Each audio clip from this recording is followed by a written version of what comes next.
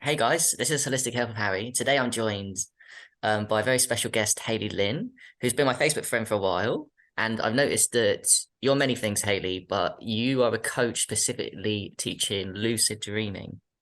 Mystical Lucy, I think you Yes. call yourself, right? Yes, I consider myself kind of an altered states of consciousness coach, but simply I'm a dream coach. So I work with lucid dreaming and out of body experiences and help people induce those states of consciousness for life transformation and healing. So it's really fun. Yeah, it sounds epic. And this is a topic I'm sure that many people listening here have curiosity. I'm sure many people watching here have had it once or twice spontaneously. So if we can go Mhm. back to the beginning with you, is lucid dreaming part of your awakening journey, or did you start something else before and then you moved into lucid dreaming?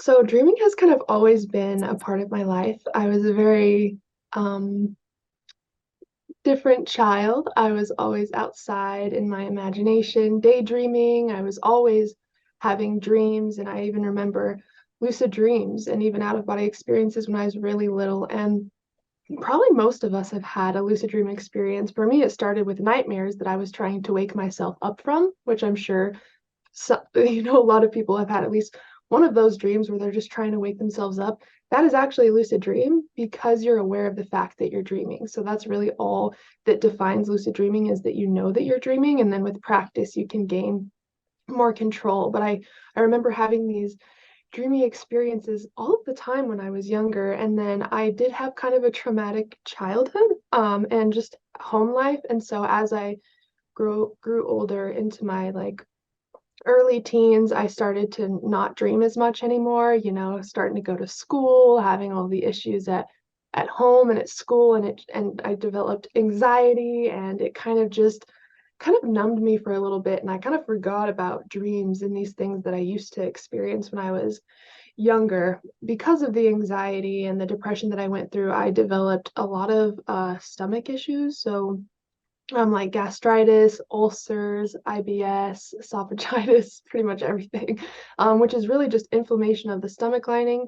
I couldn't eat anything. I couldn't drink anything. I couldn't even work when I got older. And I had this from, I'd say, 13 years old to about 18-ish years old.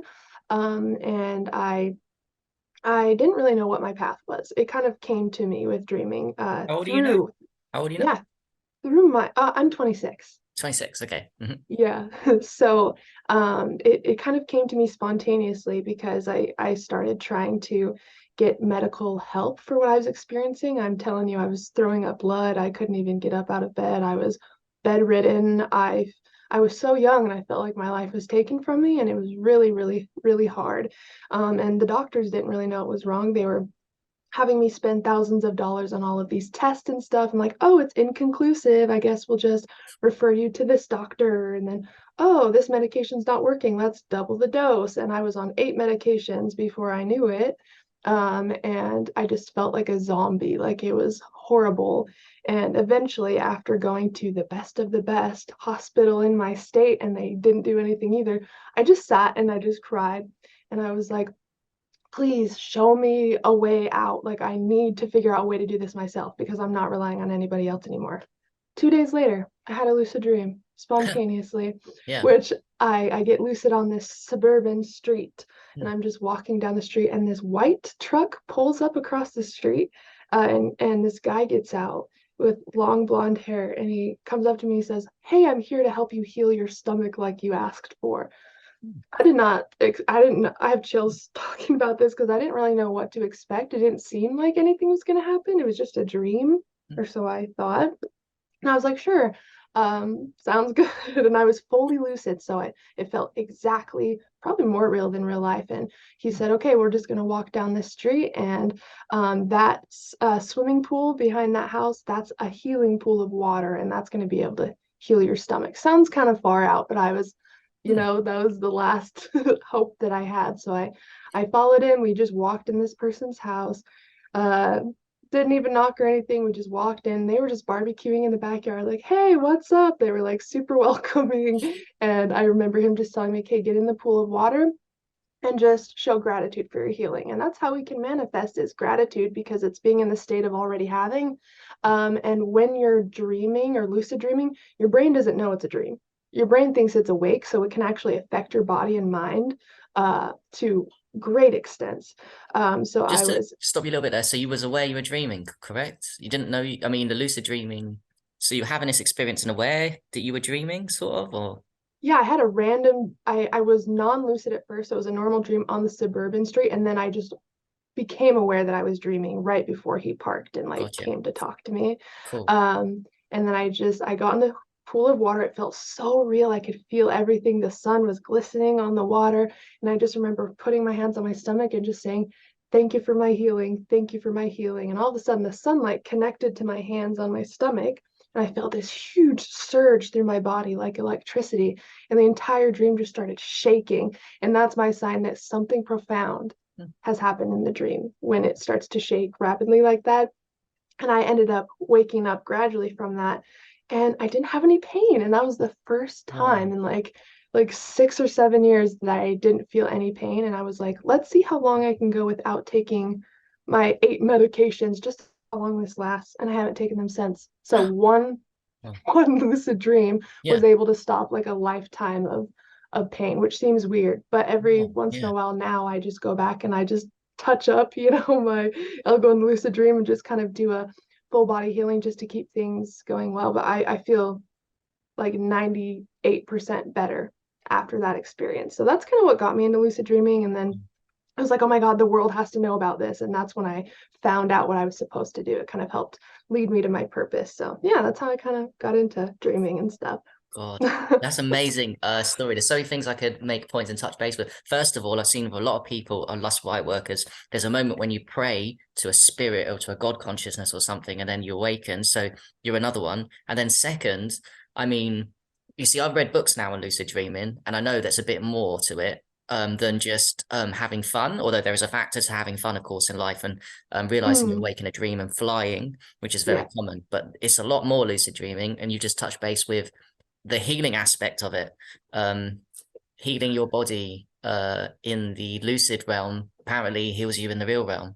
Like, Yeah, because the placebo effect, and we've known this in the medical field for years. Sometimes they'll give a patient a sugar pill, and if the patient believes they're actually taking medicine, then the body will actually produce that chemical that has the same effect as that medicine they were supposed to take. So we've seen the placebo effect work in the medical field, and the reason why it works in the dream is because your brain believes that it's a real experience. So that's super cool. So right, we can yeah. really use that in so many different ways. I've even Yeah. read, I don't know if you subscribe to this, that it's more powerful to do healing in the lucid world for your real health healing. There's something more than just the same experience. It's more. Do you subscribe to that? Like I've read in a book it's 10 times more, something like this. Yeah, Lama Yeshe Rinpoche says that doing that work in the lucid dream is 7 to 9 times more powerful than in the waking state. So yeah, I definitely believe that as well. And this could be with manifestation, this could be with like inner work, like shadow work, inner child work. I've definitely noticed a huge difference Wow. in doing that within the lucid dream. And then you double that with doing that work in the waking state, you're unstoppable, I feel. Wow, this is incredible. Okay, so Yeah. fast forward a little bit. So you've gone through that awakening with lucid dreaming, and then you started on a path towards, I'm guessing, mastering it yourself before building up the expertise to where you're in now, where you're coaching other people into lucid dreaming. Yeah, I didn't feel like I had a lot of information when I first started about it. Like even when I first started lucid dreaming, there wasn't even YouTube or Google, when I was younger. And as I got older, I didn't know what it was called actually. So I didn't even know how to look it up. I didn't even know what it was called. I just know Wow. that Yeah. I knew I was dreaming. And so it was all the trial and error. I think that's what helps me kind of coach people more deeply is because it had to be all through trial and error for years and years and years, spending months doing the wrong thing and then figuring out that was the roadblock. I think it kind of helped me get a little bit more experience to help troubleshoot for others more deeply. But yeah, it was all trial and error. And then I can't even remember what year, but I remember seeing the word lucid dreaming. Hmm. And anything that has the word dreaming in it really pulls me in because that's the world I like to be in the most. And then I'm like, oh my gosh, that's what I experienced. Hmm. And then I was able to look into a little bit more. But yeah, it was all just trial and error and seeing how I can play with my consciousness in my own time, really. Yeah, So that's it's cool. awesome. Okay, so I guess, I mean, there's probably many ways to lucid dream and to put yourself in that state. When you're Mhm. teaching clients, either in courses or one-on-one, what's your tips? Do you teach them for people that are like beginners? Do you teach them for people that are used to it? What's the easiest ways you found, or is there a no easy way? Is it all like discipline, hard work to do? So at first it was I always love helping beginners because it's so cool to like blow their mind. But I've also been able to help people who are experienced in lucid dreaming go deeper with their experiences or even turn those lucid dreams into out of body experiences, which is kind of easy to learn once you learn lucid dreaming Mm, because you can access it in the same state of consciousness, for example. And when it comes to learning how to lucid dream, so even if someone's wanting to induce out of body experiences, I still guide them through basic dream work first. mm, So anybody who's wanting to learn how to lucid dream, dream journal, yep. dream recall, dream signs. Those are Okay. the 3 Ds, as Charlie Morley calls it. And that's really all that you need to start lucid dreaming. So a lot of people think that they don't need to write their dreams down or they don't need to use their dream journal unless they remembered a dream, Mm, but we should be using it every day because it's actually a memory building tool. So mm, dream journaling isn't just for writing your dreams down, it's for practicing to gain recall over what happens during sleep. So I would start going to bed just setting an intention. I will remember my dreams. I have excellent dream recall, something as simple as that. And then mm, as soon as you wake up, just allow yourself to wake up a little bit more slowly and ask yourself some questions. To remember where I was, who I was with, what I was doing. Do I remember any emotion from my dreams? And even if you don't remember anything, just write no recall or I didn't remember any dreams tonight. And that alone shows your brain it's a priority to remember your dreams. And you will start to remember dreams more often the more mm. you practice writing every day. So even if you didn't remember anything, you should at least write in your dream journal. Nothing today, no recall, or I remember waking up to go to the bathroom, or whatever you remember. Yeah. Um, that will start to build up your recall, Mm, just that, mm, over like a week to 2 weeks. And then you want to look in your dream journal for what's called dream signs. So now mm, we're studying what we're dreaming about, and that's going to help us get lucid.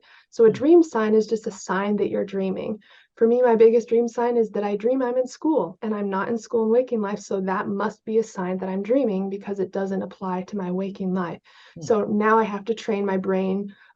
School means check if I'm dreaming because it's not a part of my waking life. So if I'm in a school, it has to be a dream. So mm, now in waking life, anytime I see a school, I think about a school, I have to drive past a school, I will habitually check if I could be dreaming. Now, whatever habits we build in waking life will naturally start to show up in our dreams. This is mm, why if we spend all day at work, we usually probably dream that we're at work. mm, So whatever you want your dreaming self to do, you must train yourself to do in waking life. So we probably want our dreaming self to be more aware, to be more conscious and critical about what we're experiencing and not just blindly accept everything that we're experiencing, right? So we have to start doing that in the waking state. So every once in a while, I'd ask yourself, how do I actually know that I'm dreaming right now? mm, Like, do I know where I am right now? Do I know who I'm with? What was I doing 10 minutes ago? And if you can start to activate that critical part of the brain, that's the prefrontal cortex. And that part of the brain is associated with our sense of self and our critical thinking. And the more that we use that in the waking state, it will naturally start to show up in our dreams and we'll actually start to question habitually, how do I know if I'm awake right now? What was I doing 10 minutes ago? Oh, I remember getting ready for bed. So this must be a dream. mm. It's as easy as that, is just creating the habits that you want your dreaming self to have in the waking state. So that's really all that it takes to start spontaneously lucid dreaming. And I think I told you I'm talking about lucid dreaming all day. So I usually dream that I'm teaching people how to lucid dream. And Right. so it's really all about creating those, using your waking life to build those habits that will habitually show up in your dreams. And then from there, there's so much you can do in the lucid dream. We could talk about that for years. Right. I mean, this is amazing. Yes, because other Yeah. people hear like ideas like, because I've heard ideas of in the daytime, look at your fingers and look at the clock and always check in the daytime, you like you said, that you're in Mhm. this world in the daytime. And then that will translate because a habit you do in the daytime will carry on in the unconscious in the nighttime, I guess. So that's really good. Yeah. Yeah. I actually I did Oh, it, I'm sorry. partly doing this just selfishly for me. So I'm gonna try and commit to doing a dream diary. And that's a great piece of advice I've never heard not only to ones you remember, but when you don't, I guess if you write, I didn't remember, that's kind of for someone like me that's into self-improvement, that's going to slightly irk me. And that will Mhm. motivate me to get better at it. Because if I'm always writing day on end, I'm not remembering my dreams. I know that's going to change. So that's a really good tip too. Yeah, and our brain, it's good to remember that our brain has three jobs: to reduce pain, to seek pleasure, and to be efficient. If it thinks that pain is associated with writing your dreams down, it's going to actually lower your dream recall because your brain thinks it's helping you if you associate something with pain. That's Mm, why if you don't want to do yoga and you see it as painful, you're like, oh, I really don't feel like doing that today. Your brain is going to create thoughts mm, that you can use as excuses to keep you away from it because your brain thinks it's being helpful.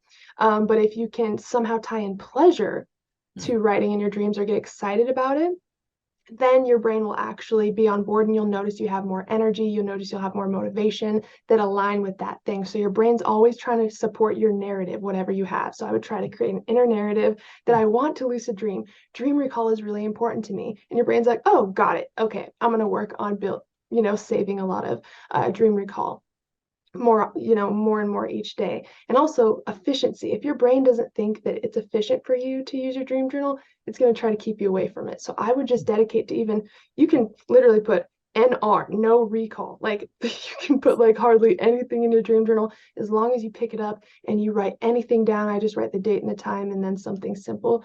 You will start to remember pieces of your dream. It is important, though, to note that if you do smoke a lot of cannabis Ah, or yeah. have certain medications, that does suppress REM sleep and it actually puts you in deep sleep instead. So that is something to note if there's anybody who's smoking Oh, cannabis that's really like good daily. advice. That's been on my Yeah. mind. And also linked in with that, the reason why weirdly since this interview, and we've been trying to arrange this for a while, and now it's come. But weirdly, the last 2 weeks, all of a sudden, I've been remembering nearly every night's dream. And there's a link for me. It's not so much that I'm doing the practice of lucid dreaming. It's more that I've noticed that my physical health, I'm putting like really powerful energy devices around my room. So as my health goes up, my dream recall, my sleep gets better. So there's a link basically for everyone between, I believe, where you're focusing on your health really helps your dream recall. Oh, absolutely. And you mentioned, yeah, your room, setting up your space too. It's good to think of your room as like a dreaming temple. This is where you go to explore consciousness, to access different realms and dimensions. The bedroom is a very magical place. So making it feel dreamy, adding things in there that remind you of your dreams, making it feel nice will actually encourage more restful sleep and more vivid dreams as well because you feel so relaxed in that environment. So that's also a good point to note as well. Thanks.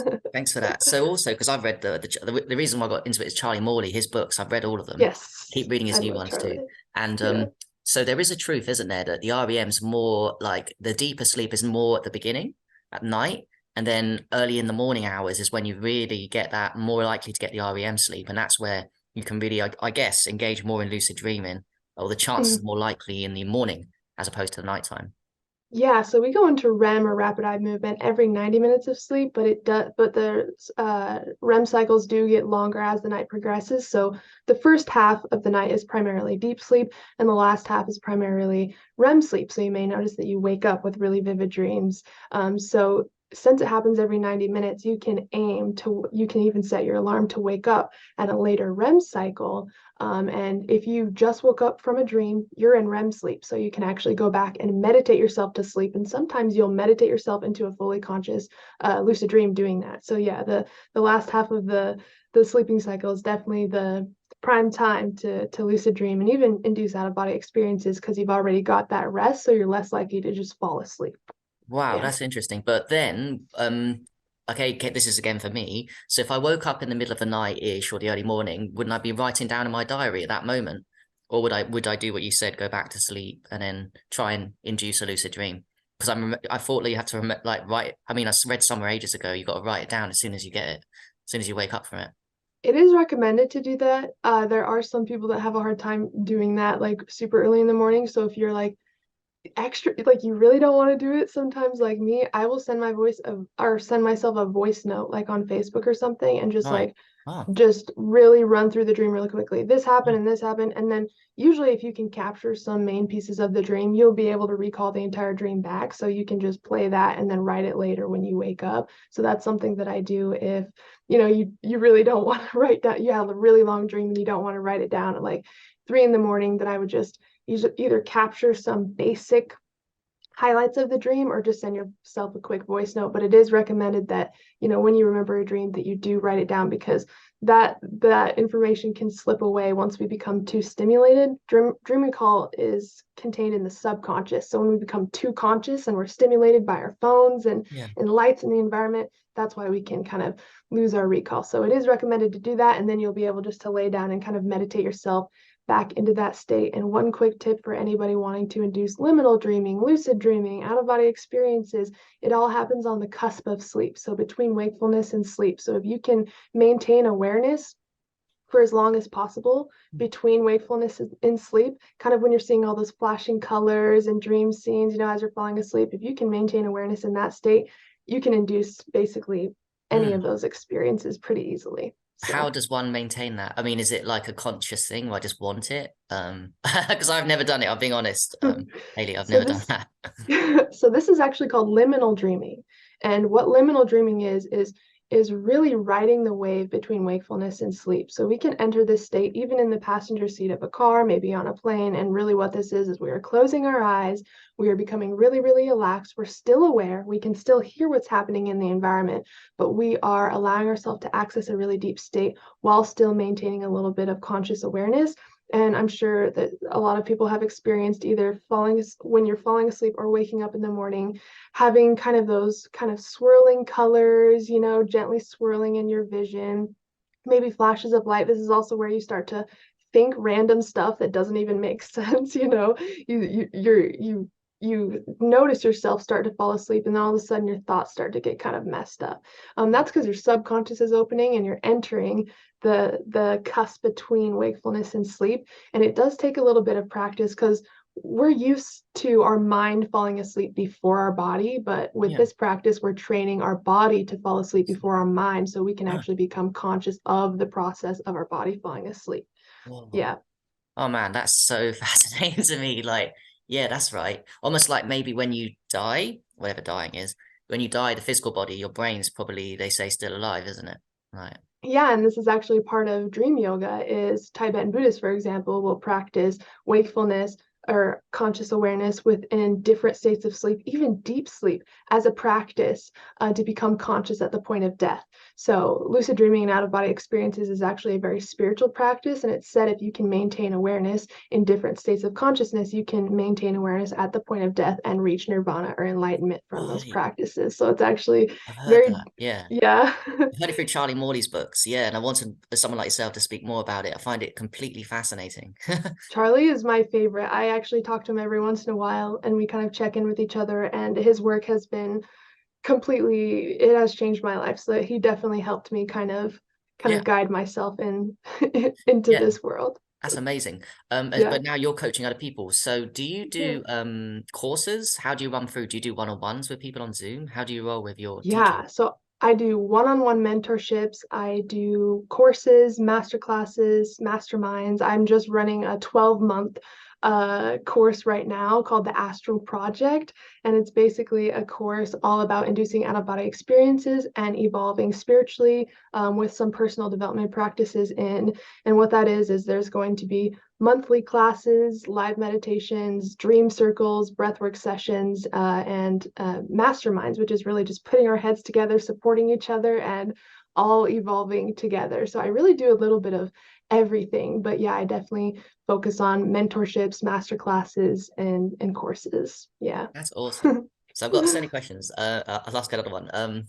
So how many times do you lucid dream? Because I do believe, and I've read that if you try and force it so much, I feel like life's a balance between doing the work but letting go. And this is not just for dreaming; it's like life and having abundance. Like everyone tries. So I'm talking about myself. Sometimes I get in Mhm. a place where I try so hard, and you want it, and that can. Do you think it can ultimately stop it if you're trying and being a bit too desperate without that letting go aspect? And if that's the case, how does one replicate it? Because I know in the circles and from reading books about it, people don't do it every single night if you're an expert. Sometimes you go on runs where you don't go for 2, 3 weeks, 4 weeks, and then you get back on it and you get on a run. So how Yeah. can we explain all these things? It's really kind of just a wave that you have to ride. Like sometimes I will lucid dream 4 times a week. I've gone sometimes months without even having a lucid dream. And that actually happened this last year when I hosted hospice for my grandmother and she passed away. And I went through like a year-long grief session. Mm. And I was so taken up energetically with that I hardly lucid dreamt at all. Mm. I still dreamt, but I hardly had, these experiences that really took a lot of awareness and energy.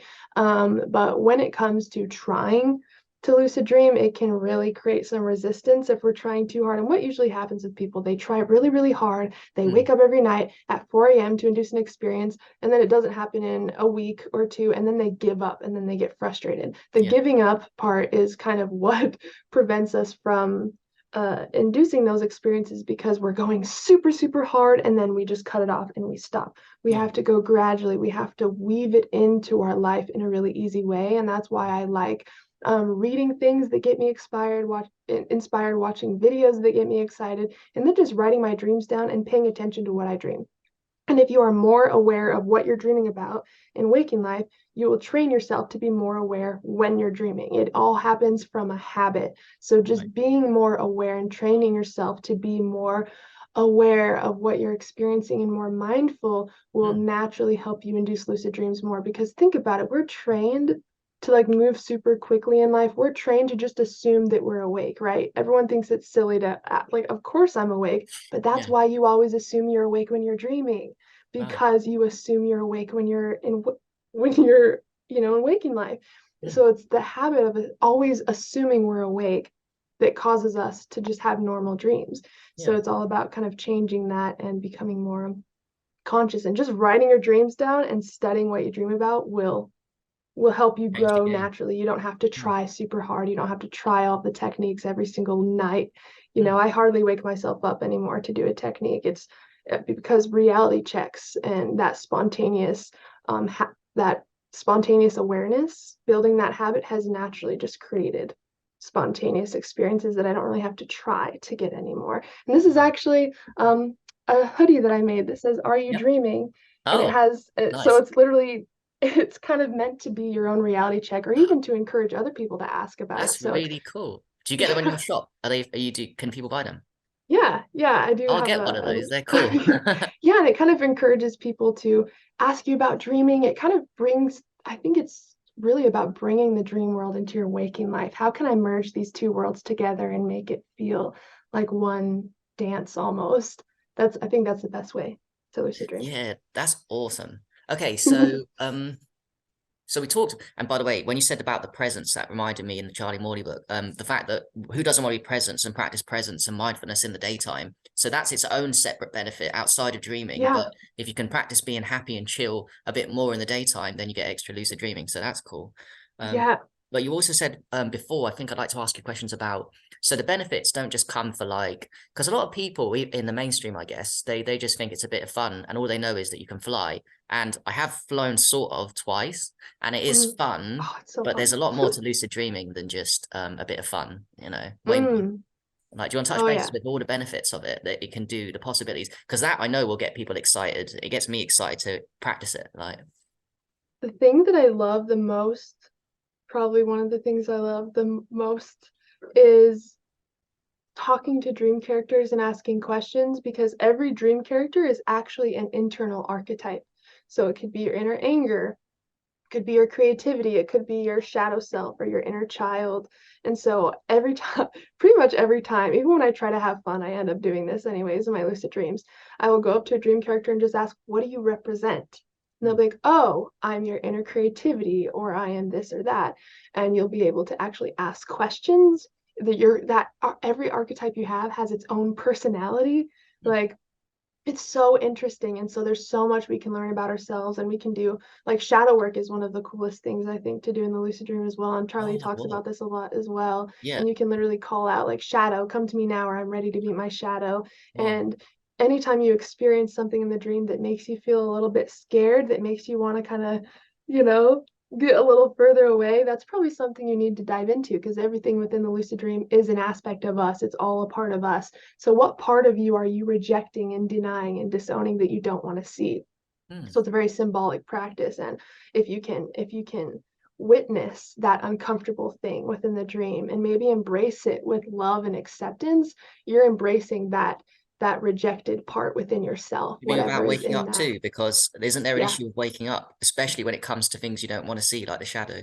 Yeah, because because if we have, yeah, if and we can see this with people who try to have lucid dream sex with nightmares. If we have too much of an emotion, whatever that Yes. is, it can wake us up because Yeah. in lucid dreaming, we're in REM sleep, which is our lightest stage of sleep. We're actually more, our brainwaves are more active in REM than Yeah. it is when we're awake. So we can wake up really, really easily. So if Yeah. we're too stimulated in whatever way that is, Yeah. then we can wake up easily. So it's all about staying grounded, present, and just surrendering to whatever is trying to show itself to you. And the shadow doesn't mean that it's anything negative. The shadow is just what's not in the light of awareness. That's all it is. So how can you become aware of this part of yourself? How can you love and accept this part of yourself? And what do you want to ask it?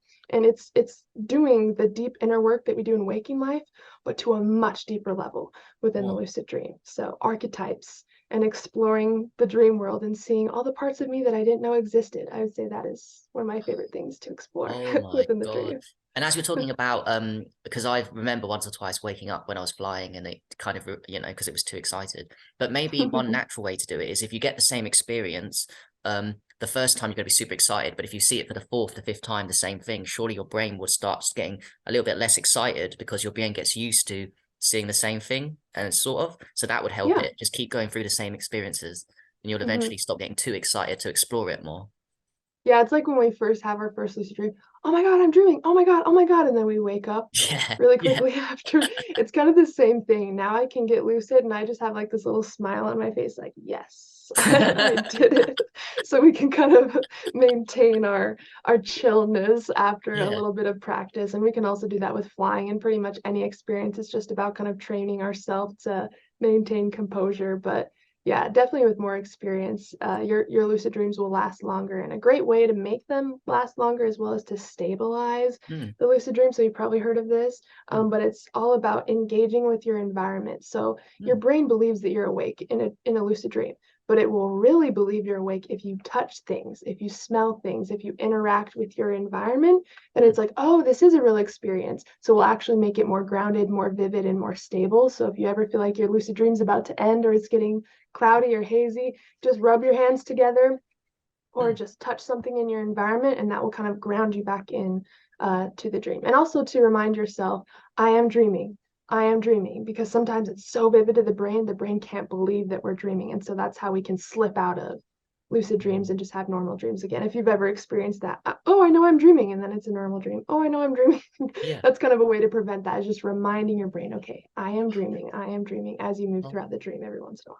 thanks. Yeah. That's a really great tip. So we just thought of it. So a good question to ask you about lucid dreaming is, what's the deal with sleep paralysis? People fear that, isn't it?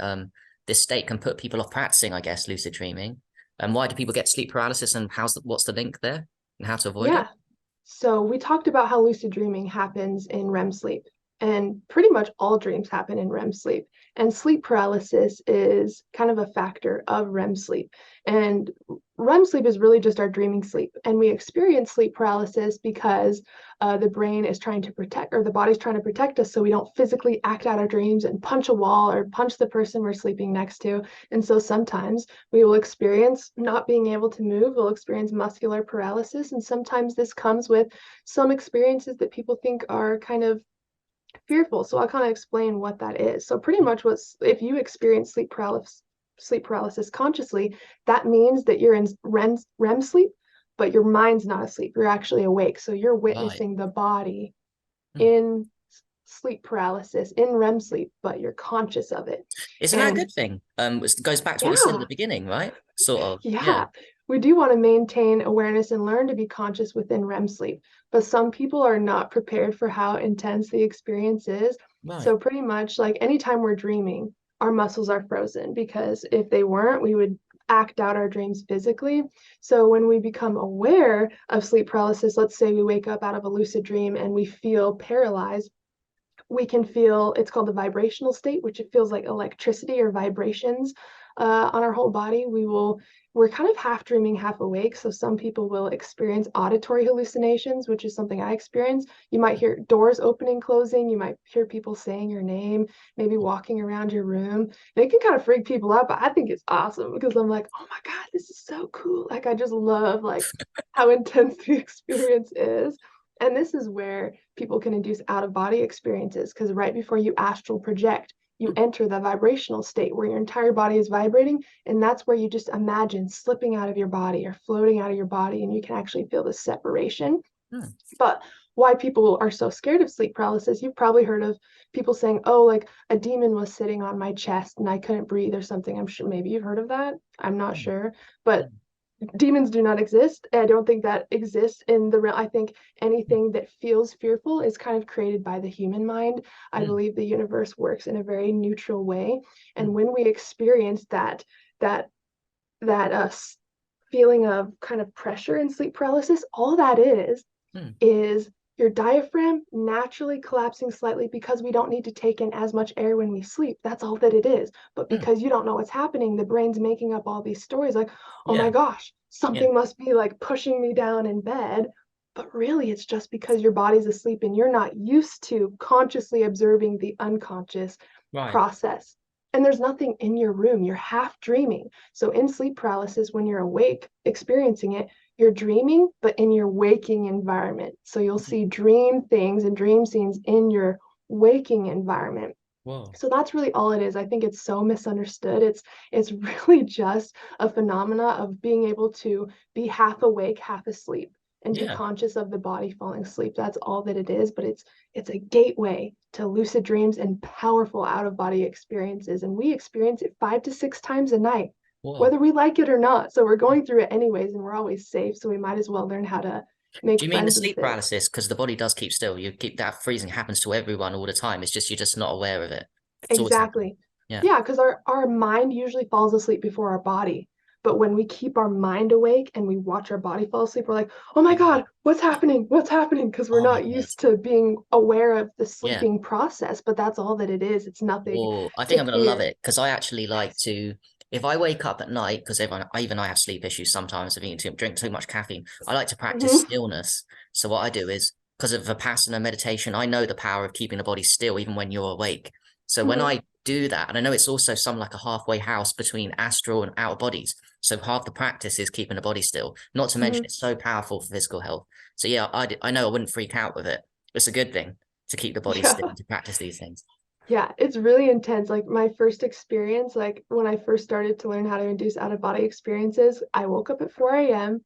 It was completely dark. I try not to move too much because if you wake up for a technique during REM and you like get up and you go make a drink and like whatever you want to do, your Hmm. brain's going to be so stimulated you won't be able to go back to sleep.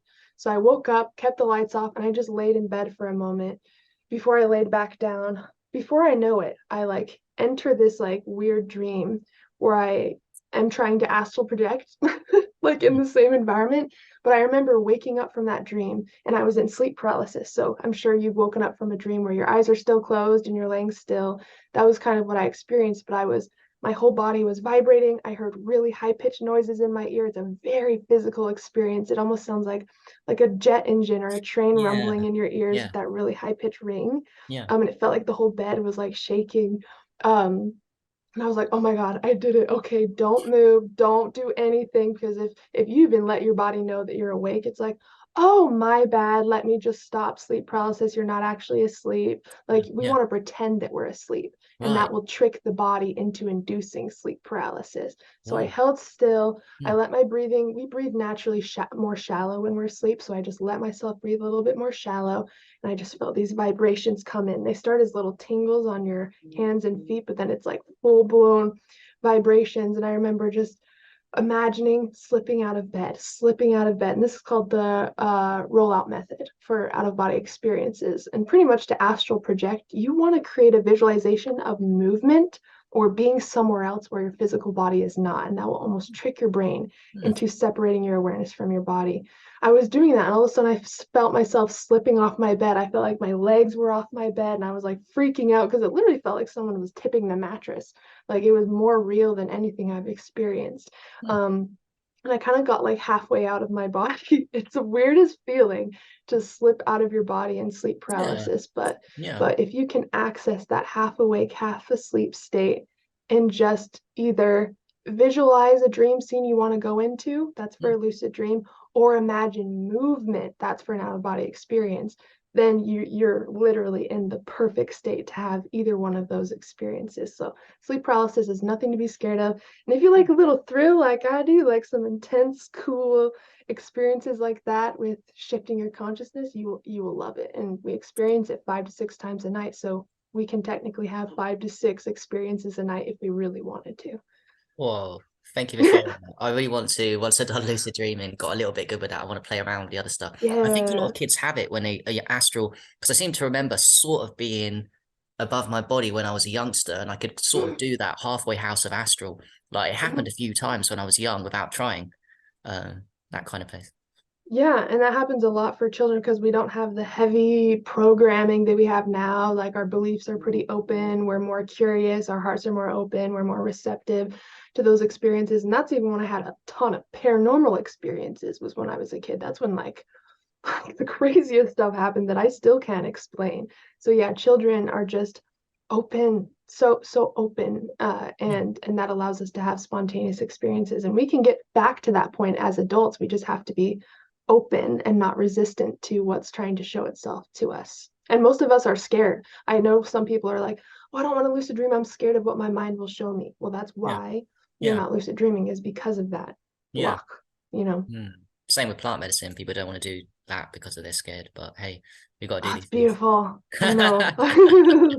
Exactly. Plant Oh, medicine whilst is we're on so that good. subject, sort of, there's isn't there things like mugwort you can take that help with the, do you take those stuff? Do they help? Yeah.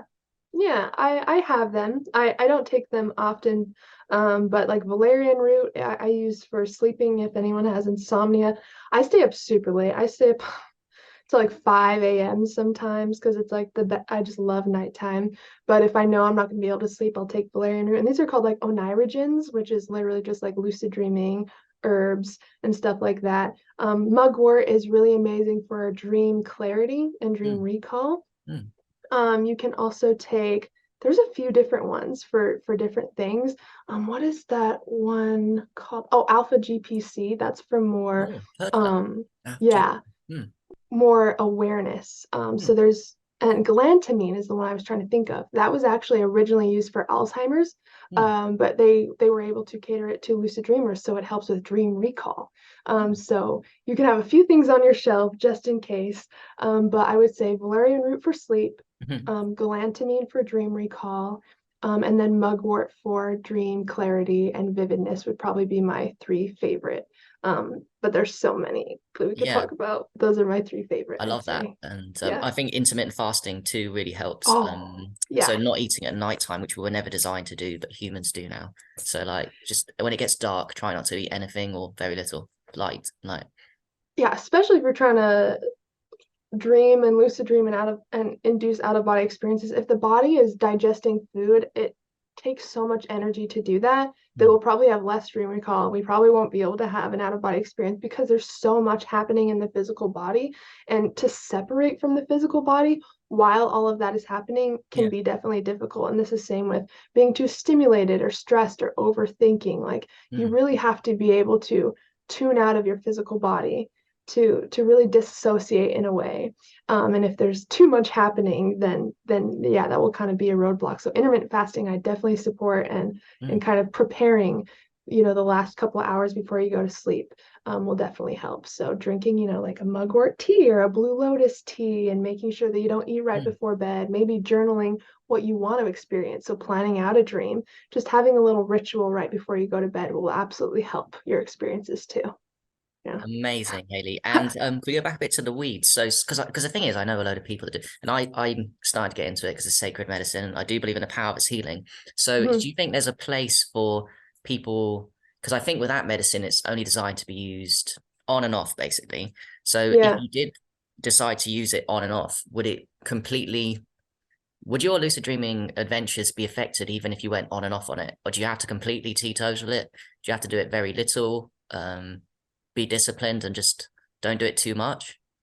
Hey, I'm a cannabis enthusiast. I definitely, Oh, smoke cool. every once Well, in a that's while. good. Good to Yeah, but know. mine would be like dab. So dab is like it's the oil of cannabis, so it's actually like 97 to 99% THC. So that's gonna affect your dreams more than just flower, which is like 24 to 26% THC. But Right. regardless, cannabis in general, yeah, it's crazy, crazy difference.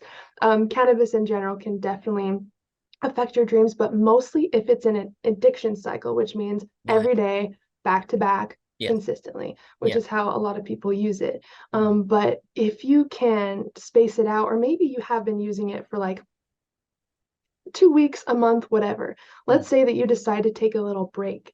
All of that REM sleep that you didn't get when you were smoking will Oh. actually be like unpaused, and you'll have tons of vivid dreams after you stop. And this Oh. is called REM rebound. Ah. So smokers can actually use it to their benefit to Yeah. create more vivid dreams. And I noticed that maybe if you smoke in the morning, Mm. you can still have some dream recall at night. I think, or dreaming experiences throughout the night. I think it's just like smoking right before bed or smoking consistently or using a lot that is what really affects the dream. But it's all about seeing how it affects the body, playing around with it. But I have noticed for me in particular, smoking just a little bit in the morning Mm. is mostly fine, but of course it will still affect your ability to recall your dreams or get lucid to some degree. Mm. But yeah, if you can at least split it up, Mm. or even if you just smoked like on the weekends or something, that probably wouldn't affect your dreams too much. So I'd say just not putting yourself in the consistent addiction cycle Well, yeah. daily. But Wow, that's CBD that's and a that's a CBN relief to don't, know. Yeah. I mean, yeah, thank but if God, because you, I don't have to give up. We don't have to give up the good stuff. yeah, and I use it for creativity. I love smoking and then like painting or something. I have like great ideas when I smoke. I'm like, oh my God, this will be the dopest video ever. Like, and I'll just do tons of business stuff when I use it. And it's all about the intention with it Mm. and how you're using it. A lot of people just numb out with it, or they get so used to smoking that it's hard to stop. And I have had a love-hate relationship with cannabis in the past for a very Mm. long time. Especially being a dreamer, you can't really have both. You can't Mm. you can't have consistent cannabis and have a really strong dream practice. You have to kind of play around and figure out a good balance between them, but you don't have to completely stop. No. Oh, that's so cool. Thanks for going deep with that one. So, is Yeah. there any questions? We'll cover your channel, your social media, and your YouTubes and your course. But before we do, is there anything that I didn't say to you that you want to get off your chest to the audience here?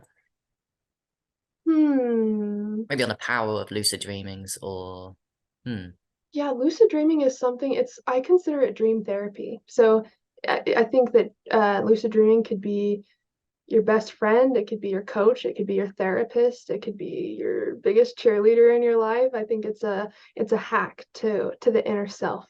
And so if you ever want to know what's going on in here, mm, look to your dreams and you'll be able to see exactly what's going on in there.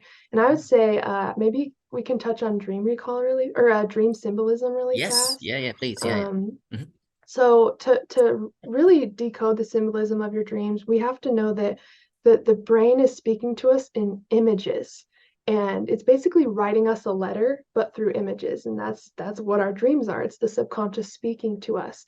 And we can decode all of our dreams. So if there's somebody wanting to kind of decode the meaning of their dreams, look at the theme of your dream. So like what's happening? Are you running away from something? Are you trying to find something? Like what is the theme of your dream?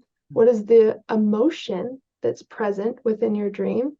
And then notice what symbols or people are in your dreams and what connection do you have to them in waking life. So, for example, let's say that I had a dream of running away from my mother. Let's just say that, even though it's very random. My mother to me represents my childhood trauma. And of course, the theme of the dream is me running away. So if I dreamt of that, it would be like me running away from my childhood trauma. So I'd ask myself when I woke up, what part of my childhood trauma am I trying to run away from or reject or deny? And so every single dream has a meaning Mm. to us. Like every single thing within the dream has a meaning, every single little piece. And that's why it's so important to write down your dreams, because then you have so much, you have this big message from your subconscious that is there to guide you and support you in waking life. And if we pay attention to them, we can start to have prophetic dreams. We'll have more intuition come through in dreams, and it will start to serve as a spiritual channel if we can learn the language that our subconscious is using to speak to us. But dream recall or dream symbolism can be really, really easy. Just look at the theme, the emotion, and then what are the main aspects or people or symbols in the dream, and what does that represent to me in waking life? And whatever that means to you, or however you perceive that thing or that person, you can start to figure out the story of what your subconscious is trying to say. So that's something that will propel you into lucid dreaming.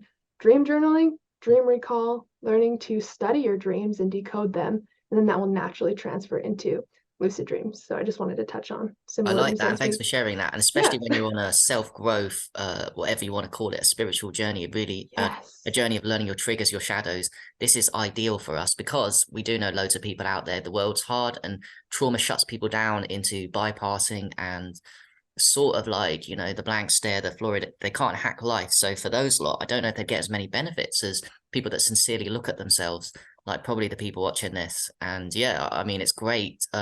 Yeah, it really does make me motivated for doing more work.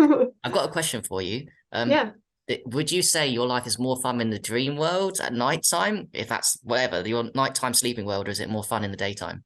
Or is it equal for you?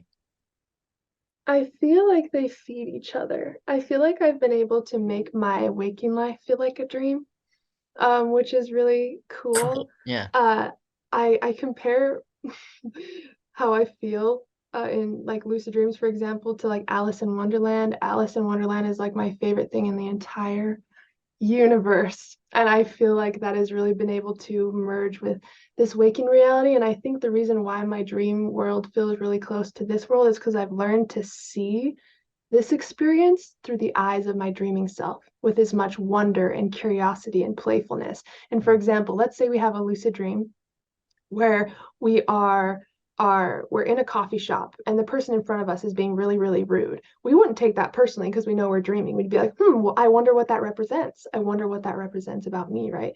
Hmm. What if we can Hmm. take that same philosophy and apply it to waking life? So now everything represents something, everything has a symbolic, beautiful meaning. It completely transforms the way that we perceive and interact with this waking environment. So if you want to make your waking life feel as magical as the dream world, try to see through the eyes of that dreaming self with curiosity and playfulness, and that everything really represents a part of you. Every person is an aspect of you. Everything that happens is there to serve you in a way. And I think living in that way really makes both worlds feel the same. You're just pretty much living a second magical life at night. Whoa, that's a better answer than I ever could have hoped for. That's amazing. Yeah.